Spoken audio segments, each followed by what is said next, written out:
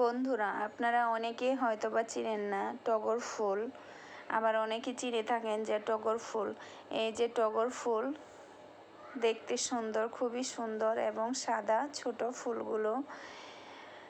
এই টগর ফুল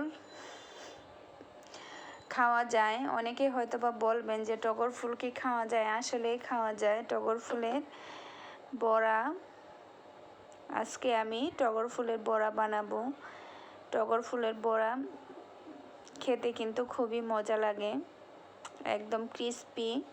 আর এর জন্য আমি চালের গুঁড়া, আদা রসুন বাটা, জিরা বাটা, তারপর হচ্ছে হলুদ, মরিচের গুঁড়া এবং কালো জিরা মিশিয়ে নিয়েছি।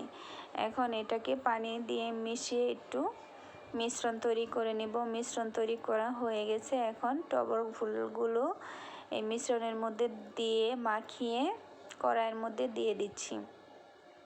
এই তো এখন ফুলগুলো আস্তে আস্তে কড়াইয়ের মধ্যে দিয়ে ভালো করে উল্টে পাল্টে তৈরি করলেই হয়ে যাবে টগর ফুলের বড়া।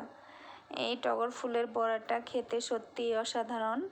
আমার মনে হয় যে আপনারা অনেকেই এই বড়াটা কখনো খান নাই, এবং আজকে আমার যে রান্নাটা এটা দেখে ভাববেন যে এই বড়া কি কখনো খাওয়া যায়, কিভাবে খায়, খেতে কেমন লাগে, এরকম চিন্তা ভাবনা আসতে পারে অনেকের মনের মধ্যে।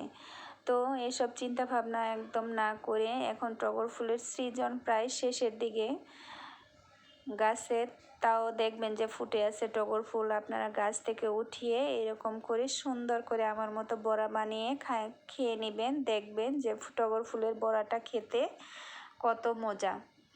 আর যদি আমার এই ভিডিওটা ভালো লেগে থাকে তাহলে অবশ্যই আমার ভিডিওটাকে লাইক করবেন, কমেন্টস করবেন এবং শেয়ার করবেন। ভালো থাকবেন সবাই।